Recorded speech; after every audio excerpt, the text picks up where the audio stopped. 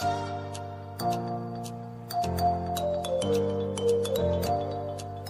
are listening to Alex Nanlohi Podcast, to know the Lord and to make Him known. Shalom, selamat pagi adik-adik dan kakak-kakak semua. Kakak dari Korem, guru-guru sekolah minggu. Bersyukur kesempatan ini Tuhan berikan. Kita sama-sama boleh belajar kebenaran firman Tuhan. Hari ini Kak Alex ingin kita boleh sharing dulu dengan singkat. Kita boleh sharing gimana kabar kita. Oke? Silakan teman-teman semua yang ada di room ini, kalian bisa tulis di kolom chat kabarmu dengan lihat gambar ini. Ya, coba yang mana yang paling menggambarkan dirimu. Pilih satu nomor saja ya. Jangan saya nomor ini, nomor ini Kak. Pilih yang paling menggambarkan kondisimu. Ya, silakan Kak Alex tunggu dalam waktu 1,5 menit ke depan. Silakan yang mana yang paling pas dengan kondisimu. Ini nggak ada benar salah ya. Sharing aja apa yang lagi jadi kondisi teman-teman. Nah, yang lain nanti bisa lihat, oh kalau dia ternyata lagi ngalamin kondisi seperti itu, paling nggak kita bisa berdoa, kita bisa menguatkan, kita juga bisa care gitu ya dengan teman kita. Thank you buat yang udah sharing gitu ya. Aduh, ada yang lagi kesepian mungkin, ada yang lagi ngerasa, aduh aku kayak gini nih Kak gitu ya. Thank you buat kejujurannya ya, silahkan. Ada yang masih mager nggak? Nomor 5 tuh ya. Wah, ini sebuah gambaran ya, kita mau jujur ya dengan kondisi kita. Ada yang lagi senang, lagi happy. Kita bersyukur sama Tuhan ya. Baik. Thank you buat teman-teman yang udah share. Kak Alex ingin hari ini kita mulai melihat ya. Saya hanya akan angkat satu ayat yang mungkin sudah sangat kita kenal, supaya kita bisa fokus dan menghayati ayat hafalan yang indah ini. Oke, kalau kamu hafal, coba nanti waktu Kak Alex bacakan sambil tutup mata ikutin ya. Masih bener nggak hafalanmu ya? Ayo, silakan tutup mata, hafal ya Yohanes 3:16, Kak Alex bacain. Karena begitu besar kasih Allah akan dunia ini, sehingga Ia telah mengaruniakan anaknya yang tunggal, supaya setiap orang yang percaya kepadanya tidak binasa, melainkan beroleh hidup yang kekal. Oke, ternyata masih ngelotok semua ya. Ayat-ayat yang pernah diajarkan, dihafalkan, itu jadi pegangan buat hidup kalian. Nah, Alex ingin kita belajar 5 hal dari ayat ini ya. Saya memberi judulnya 5 greatest thing from this verse ya. Kita akan melihat sama-sama apa yang menjadi hal yang besar, yang terbesar yang kita bisa pahami dari ayat ini. Nah, yang pertama, Kak Alex pakai istilah-istilah dalam bahasa Inggris saja ya. Perhatikan yang saya garis bawahi. Kita akan melihat yang pertama, the greatest loss. Di Yohanes 3:16 itu gambaran binasa. Wah, ngeri sekali. Gambaran kebinasaan hidup terpisah dengan Allah, hidup di dalam maut. Itulah gambaran kebinasaan. That is the greatest loss. Memang kalau kita lihat sekarang ini dengan COVID, wah ada begitu banyak orang yang menderita, yang bahkan meninggal. Tetapi waktu kita sadari sebenarnya the greatest loss ketika orang tidak mengenal Tuhan dan binasa selama-lamanya. Kalau dia meninggal, dia sudah di dalam Tuhan, kita bersyukur. Karena dia boleh mengenal satu-satunya Tuhan dan Juru Selamat. Nah, ini kehilangan terbesar. Jadi kehilangan terbesar bukan waktu rumah kebakaran, hilang semua. Wah, waktu saham lagi anjlok gitu ya. Tetapi ketika kita tidak mengalami keselamatan yang kekal. Itu the greatest loss. Yang kedua, dalam ayat ini juga kita belajar tentang the greatest love. Itu yang digambarkan karena Allah begitu mengasihi dunia ini. Itu yang kita lihat di garis bawah yang saya coba buat di sini ya. Nah, selanjutnya kita melihat juga the greatest gift. Apa pemberian yang terbesar yang pernah ada di dalam sejarah hidup manusia? Allah mengaruniakan. Kalau pakai bahasa kita, Allah menghadiahkan. Dia memberikan hadiah, yaitu anaknya yang tunggal. That is the greatest gift. Karena itulah kita yang boleh menerima, yang boleh percaya. Kita menerima yang namanya the greatest salvation. Keselamatan, yaitu hidup yang kekal. Nah, tidak ada dalam ayat ini, Kak Alex nanti akan tambahkan. Kita lihat juga nanti kalau baca Injil Yohanes pasal 1 ayat 12, saya menuliskannya, this is the greatest privilege. Semua orang yang menerimanya diberinya kuasa supaya menjadi anak-anak Allah. Jadi Kak Alex ingin menjelaskan kepada kita dalam sesi ini dan sesi selanjutnya itu nyambung. Nanti saya akan coba jelaskan. Yang pertama kita akan bicara the greatest loss. Dan nanti bagian-bagian yang lain kita akan lihat sebagian di sesi ini, sebagian di sesi berikutnya. Jadi ada 5 hal ya, saya ulangi. The greatest loss, the greatest love, the greatest gift, the greatest salvation, and the greatest privilege. Wow, ini ayatnya singkat. Tadi cuma 1 ayat, tambah Yohanes 1:12, 2 ayat. Tapi kita belajar 5 kebenaran yang Tuhan nyatakan bagi kita. Yuk kita mulai ya. Teman-teman, saya ingin kita kembali mengingat apa sih sebenarnya yang menjadi the greatest loss ini. Kalau kita ingat, manusia kan awalnya itu dicipta oleh Allah. Manusia ciptaan Allah. Kejadian pasal 1 mencatat bahwa awal mulanya Allah menciptakan manusia begitu indah. Manusia yang diciptakan segambar dan serupa dengan Allah. Itu artinya manusia itu hanya menemukan kepuasan sejatinya di dalam penciptanya. Kayak Baut sama Mur ini ya. Wah, paling klop kalau nyambung begitu. Ya itulah manusia dengan Allah. Jadi manusia itu sejak awal bukan makhluk independen. Bukan makhluk yang hidupnya terserah gua. Harusnya kita sadar betul. Kita adalah makhluk yang diciptakan oleh Allah.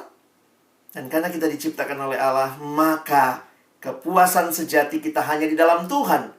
Tapi kita masih ingat ya, ceritanya sejak sekolah minggu kita melihat bahwa Allah yang menciptakan kita begitu indah. Tetapi Kejadian pasal 3 menuliskan manusia berontak kepada Allah.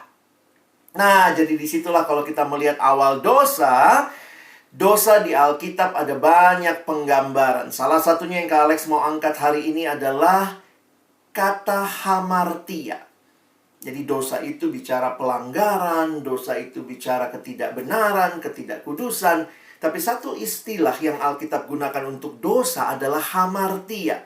Teman-teman, hamartia itu bisa digambarkan sebagai, kalau bahasa Inggris menerjemahkan missing the mark. Ini kalau kayak orang sedang memanah, harusnya kan yang kena yang paling tengah ya. Oh, kalau maunya pemanah yang bagus, harusnya kena bidang sasaran yang paling tengah. Nah ini, ya gambarannya bagi saya menarik banget ya. Boro-boro kena bidang sasaran ya. Apalagi yang tengah. Itu yang disebut melenceng, meleset dari sasaran. Itulah gambaran dosa, teman-teman.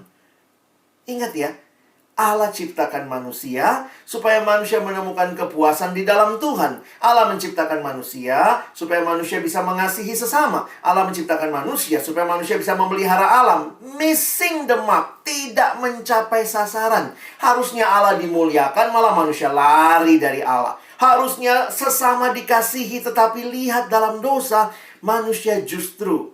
Masih ingat Adam menyalahkan Hawa? Waktu ditanya Tuhan, Adam kau makan buah pohon itu? Dia nunjuk, nih, perempuan yang kau tempatkan di sisiku.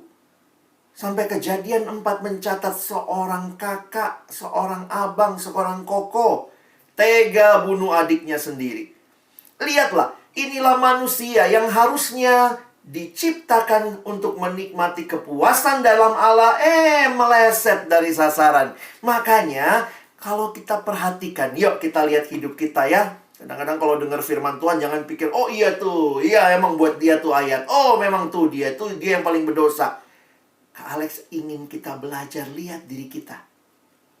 Di dalam dosa, kita semua seringkali menempuh cara-cara yang tidak sehat untuk mengisi kekosongan hati kita yang kalau kita ingat tadi, harusnya hanya bisa dipuaskan oleh Tuhan.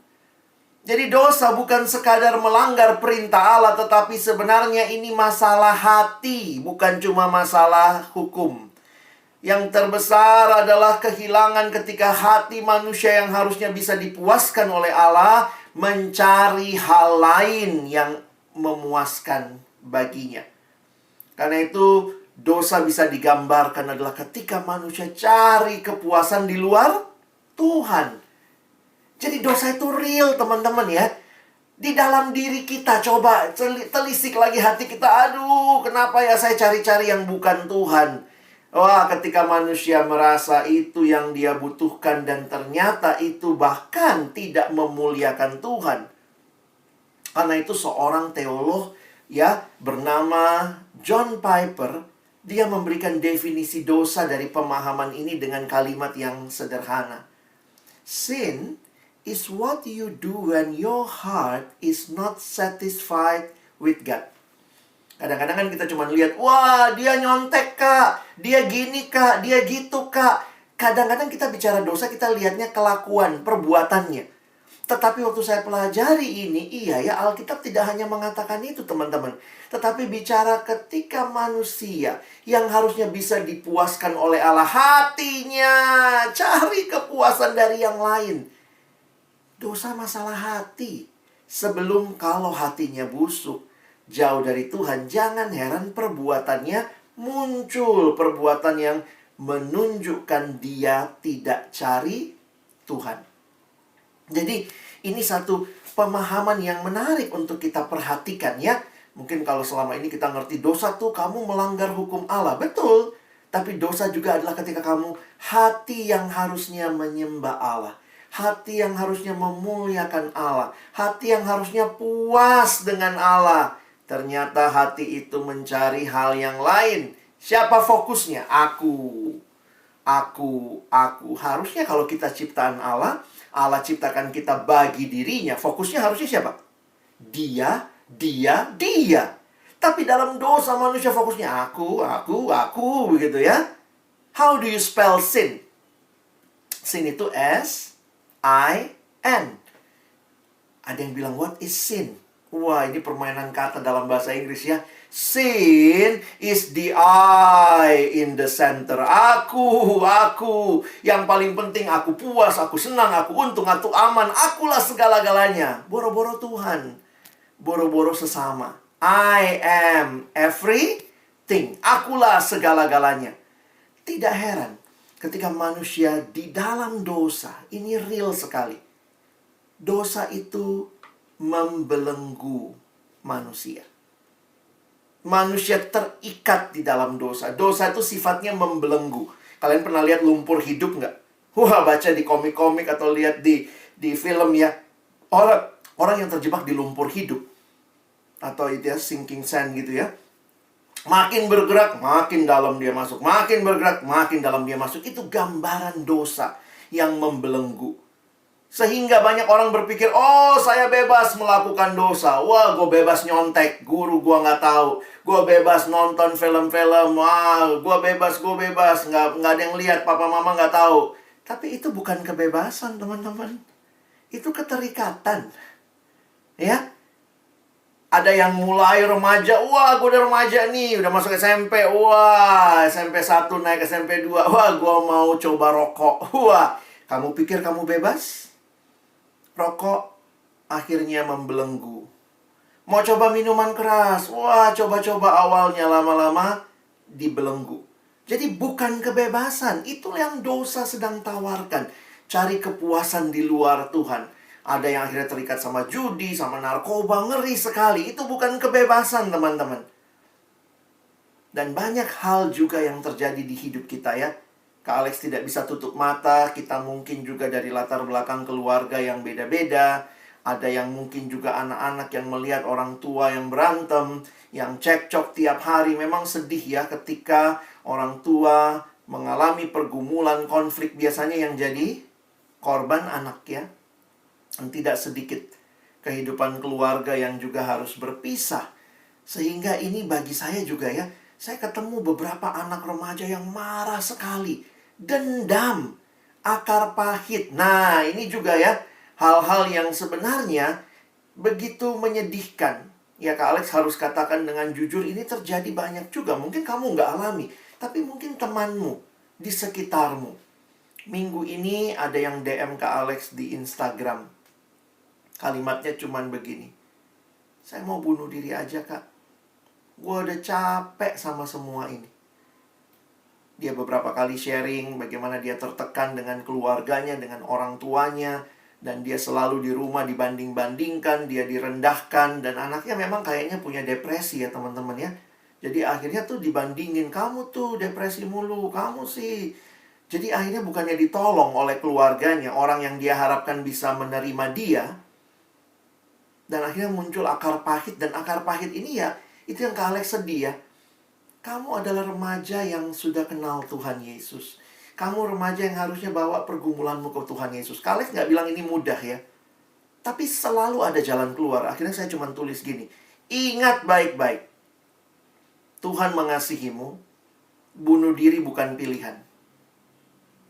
Karena sebuah realita, manusia bukannya cari Tuhan, tapi malah mikir, pokoknya gue mau akhirin diri gue. Dan saya lihat ya, banyak anak remaja sekarang silet-silet, ya, coba-coba gitu ya. Dan itu semua adalah hanya untuk mengatakan, gue capek, tapi dia nggak cari Tuhan. Ingat kepuasan sejatimu dalam Tuhan. Jangan bangun akar pahit. Ya, ini dosa-dosa yang saya pikir, ya manusia selalu cari yang bukan Tuhan. Itulah salahnya kita gitu ya. Nah, lalu kemudian kalian lihat juga di antara pertemanan kadang-kadang ada bully. Wah Kak, sekarang nggak kayak gini sih Kak. Bulinya mungkin di grup Line, di grup WA gitu. Karena kan nggak ketemuan ya. Tapi ini jadi realita ketika manusia akhirnya merendahkan sesamanya. Kenapa? Kalau dia tidak kenal Tuhan, dia pun pasti akan semena-mena terhadap sesamanya. Tapi kalau kamu sungguh-sungguh kenal Tuhan, kamu tidak akan memperlakukan orang lain. Karena ingat perintah Allah. Kasihilah Tuhan Allahmu dengan segenap hatimu. Tapi bukan sampai situ doang. Kasihilah sesamamu manusia. Ini yang Tuhan mau dari kehidupan kita. Jadi teman-teman, kita lihat juga ya, beberapa dosa lain. Kadang-kadang Kak Alex lihat, saya nggak tahu nih, kalian termasuk yang dibully atau kamu yang suka membuli. Nah ini mesti tobat ya.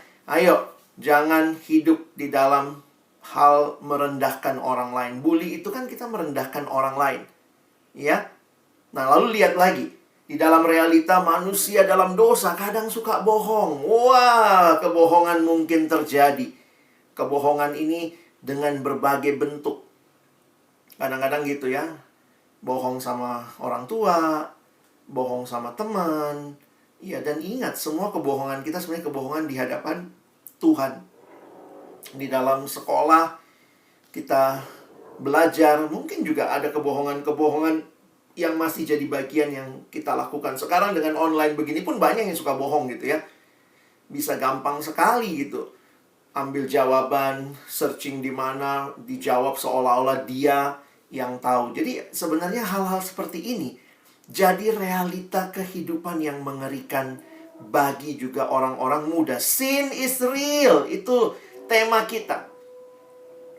Dan teman-teman, Kak Alex ingin ajak kita melihat ya, bahwa ternyata ada banyak hal-hal baik. Saya katakan hal-hal baik ya. Tetapi ketika disalahgunakan, dengar kalimat Kak Alex ya, hal-hal baik. Tetapi ketika disalahgunakan oleh hati yang tidak puas dengan Tuhan. Ingat, hati yang berdosa, maka bisa jadi hal-hal baik itu dipakai dengan tujuan yang tidak baik. Nah, itu juga bagi saya adalah sekali lagi hamartia. Contohnya apa Kak? Nah ini contohnya nih. Wah, punya HP kan bagus ya. Tapi kalau HP jadi segala-galanya, wah ini ngeri juga. Banyak anak remaja dibelenggu oleh HP-nya. Dikit-dikit cek HP. Kayaknya di rumah HP-an mulu ya. Apalagi lagi situasi kayak gini. Dan akhirnya yang lebih ngeri lagi, katanya ini smartphone. Have a smartphone but not smart. Banyak dengan HP yang diberikan oleh orang tua, HP yang harusnya mungkin dipakai untuk yang benar, yang baik, dipakai untuk hal yang tidak baik. Oh banyak tuh. Dan kita harus lihat. Ketika kamu tidak lagi menggunakan hal baik, kadang-kadang kita salahin HP-nya. Dulu kalau kita kebaktian offline, saya lihat di beberapa gereja ada yang sampai gitu ya. Mungkin guru sekolah minggu udah bohwat juga nih sama muridnya. Ayo ya kumpul HP ya. Tapi masalah itu bukan cuma masalah di HP-nya teman-teman ya. Masalahnya di hatinya tuh, diberesin hatinya sedang condong kemana. HP itu cuma alatnya gitu ya. Jadi kadang-kadang HP-nya dikumpul, tapi tetap aja hatinya restless. Karena belum ketemu yang bisa memuaskan hatinya. Nah, karena itu kita lihat ya, banyak hal baik sekarang disalahgunakan. HP disalahgunakan, belanja baik nggak? Oh baik dong, kita butuh belanja ya. Tapi kalau gila belanja, itu udah nggak bener. Ini masalah hati, rakus lihat apapun. Kadang-kadang anak sekarang ya beli barang, karena gampang banget kali ya, dia hanya sejauh klik gitu ya. Kalau Kak Alex tanya, kenapa lu beli itu? Iya Kak, habis lucu. Hah? Beli barang cuma karena lucu?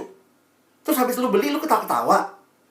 Kadang-kadang nggak bisa lagi bedain mana keinginan, mana kebutuhan. Ayo, siapa yang lagi minta sesuatu sama orang tua nih? Itu keinginan atau kebutuhan? HP baru, Papa Mama gue naik kelas nih. HP baru, keinginan atau kebutuhan? Wah, anak remaja paling pinter deh jawabnya ya. Kalau saya pernah nanya, itu keinginan atau kebutuhan HP baru? Kebutuhan yang diinginkan. Wah, pinter ya, digabungin deh. Tapi ingat baik-baik. Ketika hatimu nggak puas, maka salah satu cirinya, kamu nggak bisa bedain mana kebutuhan, mana keinginan. Nah, ini yang terjadi. Hal baik dijadikan salah. Contoh, kan kadang-kadang orang bilang, iya Kak, dia sekarang kecanduan. Kecanduan apa? Kecanduan drakor. Apa itu kecanduan? Itu hal yang mungkin baik ya, namanya juga kan nonton juga nggak salah dong. Tapi ketika kecanduan, nggak bisa lagi bedain kapan waktu belajar dipakai nonton. Waktu nonton, terus nonton gitu ya. Sekarang kan terkenal tuh binge watching. Wah, kayaknya bisa. Kalau zaman Kak Alex dulu kan agak susah gitu ya. Zaman kakak-kakak sekolah minggu di sini tuh susah binge watching ya. Sekarang dengan Netflix gitu, kita bisa skip intronya. Kita langsung bisa ke plot yang mana gitu ya. Wah, jadi akhirnya ini kita kayak ditolong nih, generasi yang bisa kecanduan nonton drama satu malam. Wih, itu kadang-kadang saya bingung ya. Waktu baca Alkitab, 2 ayat, ngantuk. Nonton drama, melek matanya. Bukan dramanya yang salah, hatinya nih. Sehingga tidak bisa membedakan kapan nonton, kapan belajar. Kalau udah nggak bisa prioritas, kamu udah kecanduan. Hati-hati. Dramanya sih bagus-bagus ya, ada apa? Saya nggak tahu nih. Ini yang cinta-cinta belum boleh umurnya kali ya. Waktu itu kan ada startup gitu ya. Lalu kemudian yang sekarang nih lagi hype nih, Rocket Boys gitu ya. Bagus ceritanya. Tapi ingat, ketika kamu tidak bisa bedakan mana keinginan, mana kebutuhan, itu bukan lagi penonton drama, sudah pecandu. Disuruh papa mama juga entarnya pun nggak bergerak begitu ya. Nah, hati-hati ya. Oh, ada yang bilang, wah saya mah nggak drakor Kak. Ya jangan-jangan ini masalahmu. Wah, game online. Main game boleh nggak? Ya boleh dong. Tapi kalau main game tidak bisa lagi bedakan waktu, nggak bisa bergerak, makan di situ, tidur di situ, atau apa, nggak bergerak gitu ya, disuruh apa-apa mager. Oke lah, kalau lagi liburan oke mungkin ya. Kita mungkin bisa lebih panjang sedikit main gamenya. Tapi kalau hari sekolah, bahkan waktu guru ngajar, dia lagi main. Kan anak sekarang device-nya 2 apa 3 gitu ya. Sambil belajar, sambil main sama temennya. Itu temen saya anaknya gitu tuh. Masa guru lagi ngajar, ternyata mereka juga online main, teman-temanan gitu ya. Yang penting kan buka kamera, tunduk-tunduk, kesannya kayak nyatet, padahal lagi main game gitu ya. Wah, Free Fire. Wah, udah ini jadi makanan hari-hari. Among Us. Wah, saya waktu lihat game-game anak remaja sekarang, wow. Harusnya Kak Alex dapat tema Natal bagus juga waktu itu ya. There is Jesus among us gitu ya. Ya, ini jadi menarik juga melihat segalanya. Jadi teman-teman lihat ya, hal baik, tapi waktu tidak jelas hatinya dijadikan tempat cari kepuasan dan akhirnya nggak dipakai dengan benar. Nonton tanpa batas. Main game, nggak ada batas waktu. Nggak bisa lagi bedain kapan jam belajar. Belajar harusnya belajar, malah main game. Dan juga tidak sedikit yang terjebak di dalam pornografi. Ya, kalian mungkin masih sangat muda, Tapi Kak Alex harus bicara lebih awal ya, bahwa ini tantangan besar generasimu. Saya lihat tidak cuma pria, wanita. Wah, ini juga. Jadi dulu kan kayaknya yang porno tuh laki doang gitu ya. Sekarang perempuan juga. Kenapa banyak sekali hal-hal yang ada yang bilang gini, iya Kak, habis waktu buka itu tiba-tiba muncul pop up gitu ya. Terus saya bilang, ya kadang dia bilang, gue nggak buka porno Kak, tiba-tiba muncul aja gitu. Terus waktu muncul, ya gue klik, ya lu lagi ngapain lu klik gitu ya. Jadi realitanya ngeri sekali. Inilah tipuan si setan yang terus menawarkan, oh jangan sama Tuhan, Tuhan kurang memuaskan, cari yang lebih memuaskan. This is Satan lies. Kalex kutip kalimat pendeta John Stott almarhum. Dia bilang, iblis memutarbalikkan firman Tuhan. Iblis membuat hal yang berlimpah. Yang berlimpah itu kan dalam Tuhan ya. Dalam Tuhan itu berlimpah sebenarnya. Membuat hal yang berlimpah menjadi terasa tidak memuaskan. Dan hal-hal yang dilarang menjadi nampaknya wow, menarik. Itu memang kerjaan si iblis. Sampai sekarang. Salah satu kesibukan iblis adalah menjadikan hal-hal yang diizinkan Allah nampak membosankan. Dan hal-hal yang dilarang tampak menarik. Wah, ngeri. Makanya teman-teman, Kak Alex cuma ingatkan ya sejak awal, sin is real. Jangan buka celah sedikit pun. Karena begitu kamu buka celah, yang terjadi, dia akan mengambil seluruh hidupmu. Saya ingat kisah tentang orang Arab ya. Orang di Arab maksudnya ya. Katanya orang di Arab itu kan mereka banyak padang gurun ya. Teman-teman, ternyata di Arab itu kalau di padang gurun itu siangnya panas banget. Tapi malamnya malah sebaliknya, dingin banget ya. Jadi ceritanya ini tipsnya ya. Katanya kalau lagi di padang gurun biasanya kan pas harus bermalam di padang gurun, biasanya kan dibikinlah tenda. Lalu kemudian tenda kan lebih hangat ya. Nah biasanya katanya si unta itu suka masukkan kepala biar hangat ke dalam tenda. Nah itu triknya teman-teman. Kalau unta udah masukin kepala, langsung mesti diusir keluar. Jangan dibiarin, mungkin aduh kasihan si unta ya, dingin ya sayang ya di luar ya, ayo masuk ya. Dia katakan gini, begitu kamu buka celah masuk kepalanya, nanti lama-lama lehernya masuk, nanti lama-lama pundaknya masuk, punuknya masuk, nanti lama-lama sampai ekornya masuk, sampai kaki belakangnya masuk. Lama-lama itu Arab di luar tenda, itu unta yang di dalam ya. Nah, itu gambaran yang Kak Alex ingin ingatkan. Hati-hati dengan dosa. Kan Kak coba-coba aja. Aku nggak pernah nonton film porno. Kak pengen nyoba. Hah? Kamu buka celah sedikit, itu lama-lama akan mengambil alih seluruh hidupmu. Dosa itu menyusup perlahan-lahan. Kita memberontak kepada Allah secara sadar dan perlahan. Terjadinya memang pelan-pelan. Sehingga kita tidak mengenali dampaknya yang menghancurkan.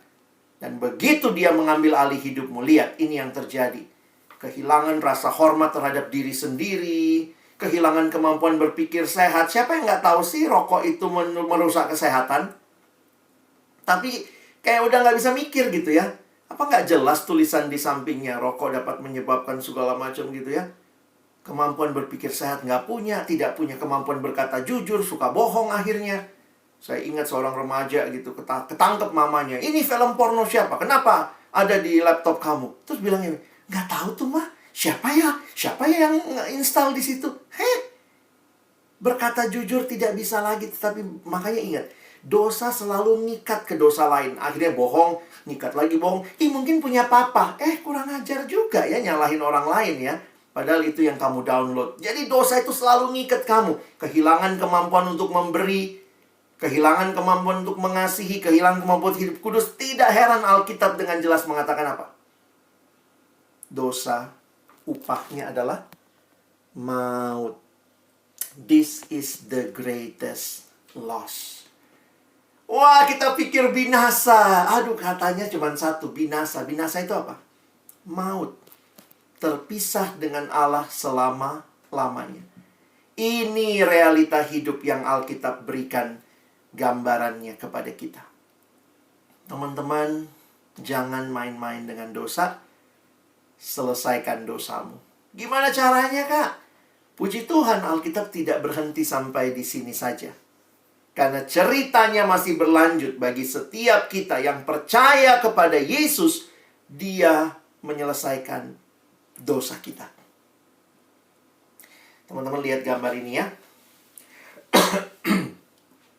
Pertama kali Kak Alex dapat gambar ini waktu pergi ke salah satu komisi remaja, layanan. Lalu MC-nya tampilin, sebenarnya dia tulis lagu di atasnya ya. Jadi lagu, background slide-nya ini. Terus Kak Alex perhatiin, ini apa sih gitu ya. Lama saya perhatiin. Terus akhirnya biasalah ya, coba cari-cari, googling. Dapet. Ternyata ini kalau kalian googling judulnya Peter Drowning. Maksudnya apa Peter Drowning? Jadi Petrus tenggelam. Jadi ini adalah perspektifnya Petrus yang tenggelam. Perhatikan ya, Petrus lagi tenggelam lah. Dia ke dalam, dia sinking ke dalam air. Lalu dia lihat ke atas. Lalu di atas air dia melihat Yesus yang mengulurkan tangan. Nah, jadi jangan salah lihat ya. Oh, ini Yesus tenggelam ya? Bukan. Ini Petrus yang lagi tenggelam. Ini perspektifnya Petrus lagi lihat ke atas. Yesus sedang mengulurkan tangan. Dan waktu Kak Alex dapat gambar ini, mengerti artinya, saya terharu teman-teman. Kenapa? Inilah realita hidupku dalam dosa. Saya sedang tenggelam. Manusia tuh nggak dapat selamatkan dirinya sendiri. Kita nggak bisa selamatkan diri sendiri. Dosa itu betul masalah kita. Tetapi dosa itu ujungnya maut. Yang menyelamatkan kita ya bukan diri kita. Kalau dalam dosa kita seperti dalam lumpur hidup, makin tenggelam, makin tenggelam. Pertolongan datang dari luar diri kita. Dari siapa? Dari Yesus Kristus. Sin is our problem, but the solution is from God. In Jesus Christ. Searching for the answer to life, Jesus, you have found Him. Cari di mana nih keyboard S-nya 2 gitu ya. Ini demi kepentingan ilustrasi gitu ya. Nah teman-teman, Kak Alex ingin mengajak kita melihat bahwa puji Tuhan, di dalam Yesus cerita kita tidak berakhir dengan maut. Ingat ya, di dalam Yesus cerita kita tidak berakhir dengan maut. Tetapi ada keselamatan dalam Kristus. Karya keselamatan ini adalah anugerah Allah semata, bukan perbuatan baik kita. Kamu nggak bisa naik sendiri kalau orang lagi tenggelam kok. Tapi Allah mengulurkan tangannya. Karena itu, kekristenan bicara keselamatan adalah anugerah. Bukan apa yang saya lakukan bagi Tuhan supaya saya selamat. Tapi apa yang Kristus lakukan bagi saya supaya saya selamat. Keselamatan kita sumbernya dari Allah, bukan dari diri kita. Siapa juru selamat kita? Yesus, dialah juru selamat. Kalau kamu juru selamatnya, kalau keselamatan sumbernya dari kamu, kamu juru selamat. Tapi keselamatan bukan dari kita, dari Allah. Dan karena keselamatan kita dari Allah, jaminannya apa? Oh, jaminannya pasti, bukan mudah-mudahan. Oh, enggak. Siapa yang bilang itu? Tuhan Yesus ya, kita baca ayat terakhir. Di dalam Yohanes 10 ayat 27 sampai 29, Yesus sendiri berkata, "Domba-dombaku mengenal suaraku, dan aku mengenal mereka. Mereka mengikut aku, dan aku memberikan hidup yang kekal." Ingat ya, hidup yang kekal kepada mereka, dan mereka pasti, bukan mudah-mudahan, pasti tidak akan binasa. Sampai kapan? Sampai selama-lamanya. Dan seorang pun tidak akan merebut mereka dari tanganku. Tidak akan merebut. Bapakku yang memberikan mereka kepadaku lebih besar daripada siapapun. Dan seorang pun tidak dapat merebut mereka dari tangan Bapa. Kita akan lihat keselamatan ini. Di sesi 2 kita akan belajar lebih jauh. Inilah Allah yang memberikan keselamatan, menggenggam kita di dalam tangannya. Wah, lihat itu ya. Circumstances, mental. Ada friends yang mau tarik kita jauh dari Tuhan, mental. Ya, ada setan yang berusaha menjangkau kita, mental. Tidak bisa. Kita ada dalam lindungan Allah. Keselamatan kita kekal. Keselamatan kita punya jaminan yang pasti. Dulu, sekarang, sampai nanti. Karena Yesus bilang selama-lamanya. Kalau cari garansi, nah ini. Garansi yang paling luar biasa. 100% guarantee. Nah, kiranya firman Tuhan ini menolong adik-adik untuk bisa lihat lagi hidupmu. Apakah kamu sedang mengalami the greatest loss? Tapi ingat, datang kepada Tuhan, alami hidup di dalam Dia. Amin. Mari kita berdoa. Tuhan, terima kasih buat firman-Mu. Tolong kami melihat hidup kami dalam terang firman-Mu, supaya kami boleh hidup seturut kehendak-Mu. Berkati waktu selanjutnya, dalam nama Yesus kami berdoa. Amin.